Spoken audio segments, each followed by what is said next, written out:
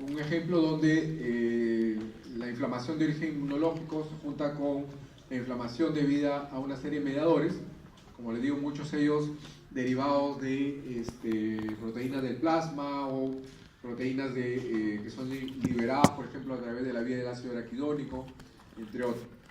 Pero desde el punto de vista inmunológico, lo que nos interesa es que precisamente cuando existe un foco inflamatorio, se liberan una serie de citoquinas, llamadas precisamente proinflamatorias, que son las que estimulan a las células endoteliales de la pared del vaso sanguíneo.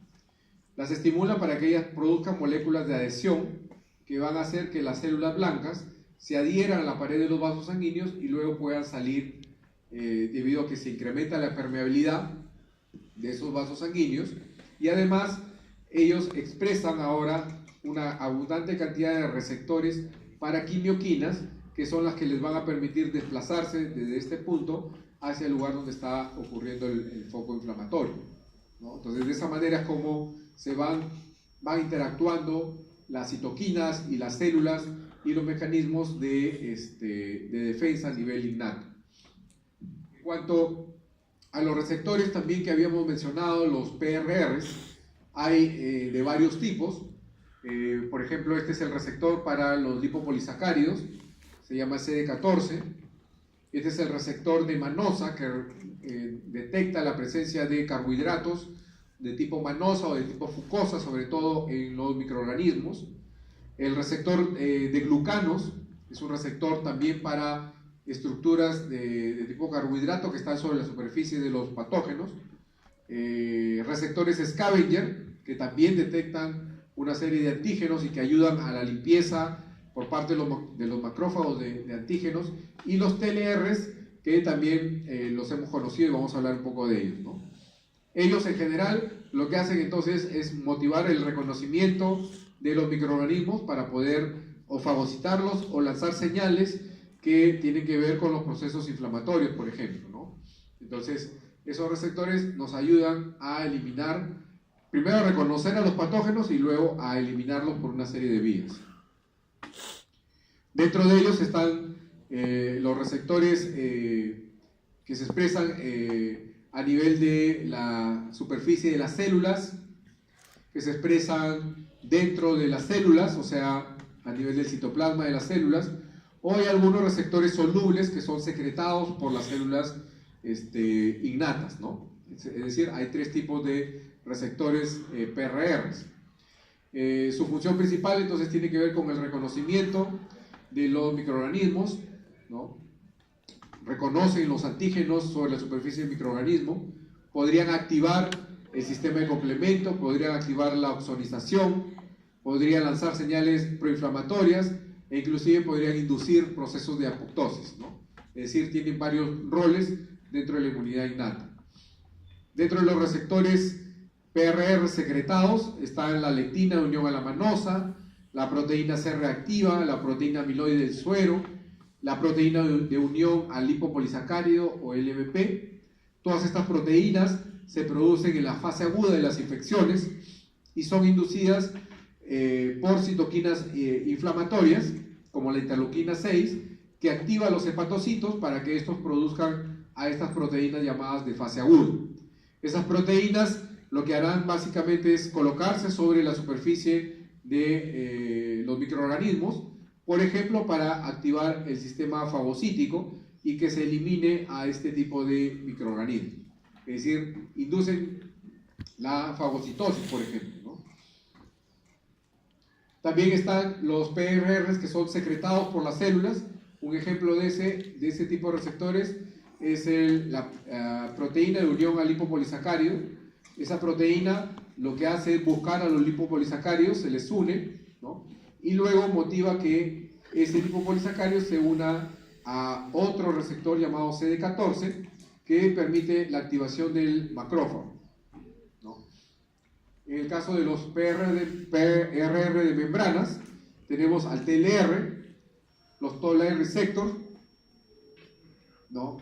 Tenemos al receptor de manosa, que detecta carbohidratos precisamente de tipo manosa, CD14, que ya habíamos dicho, que detecta a los lipopolisacáridos, las beta-integrinas y los TLRs que formarían parte de ese tipo de receptores.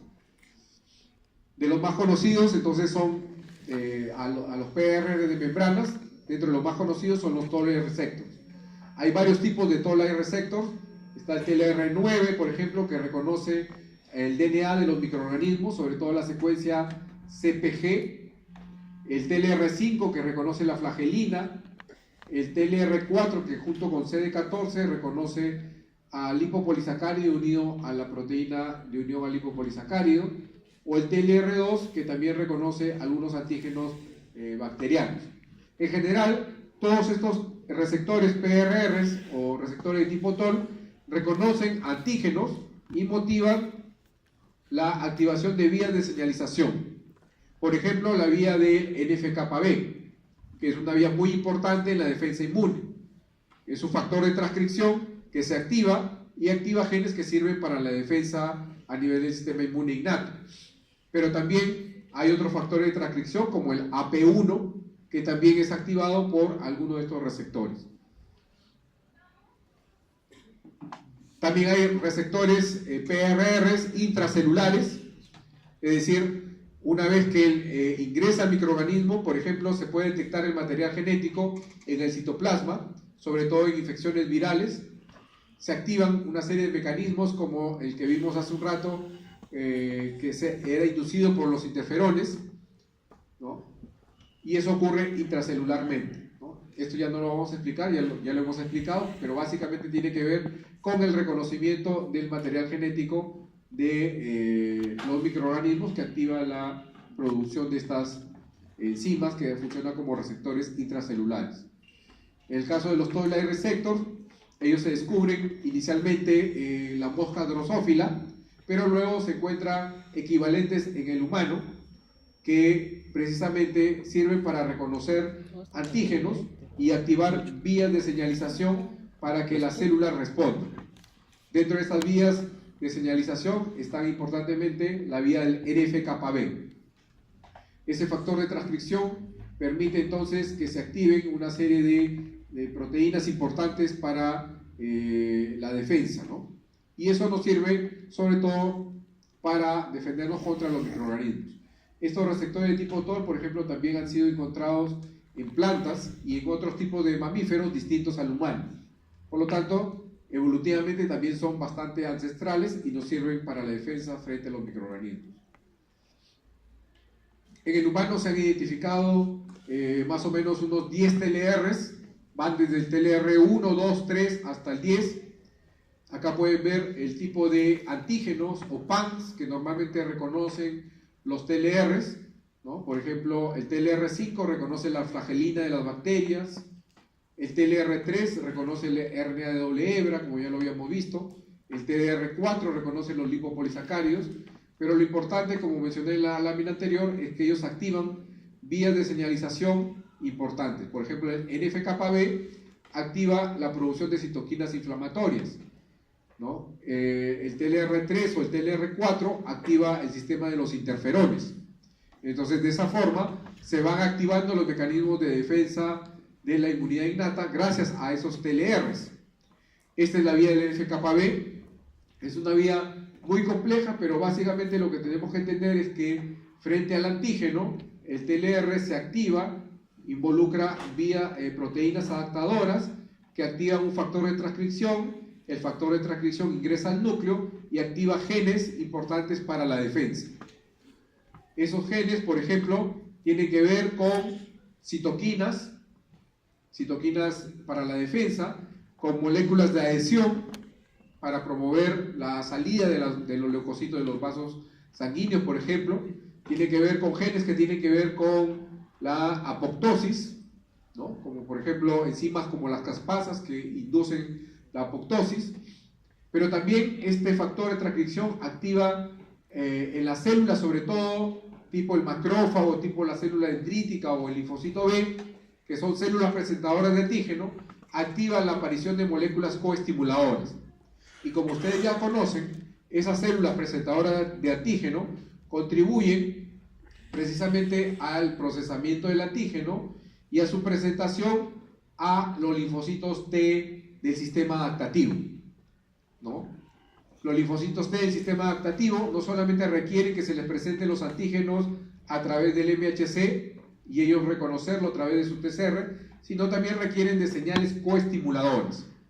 Y esas señales coestimuladoras, como ya están viendo, provienen de la inmunidad innata, de los TLRs, que activan a los genes coestimuladores y eso motiva que el linfocito T se active.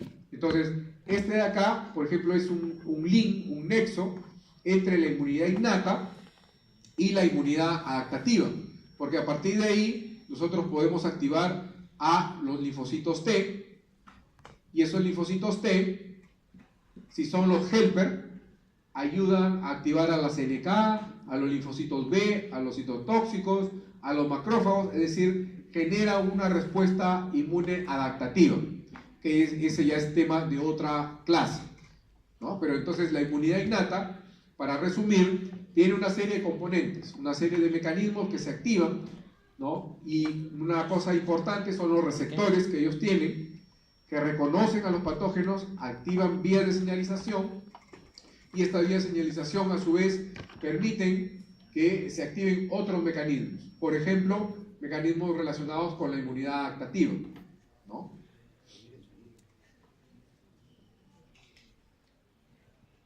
Y bueno, esa era la última. ¿Alguna pregunta? ¿No hay? Ok, ahí nos quedamos entonces.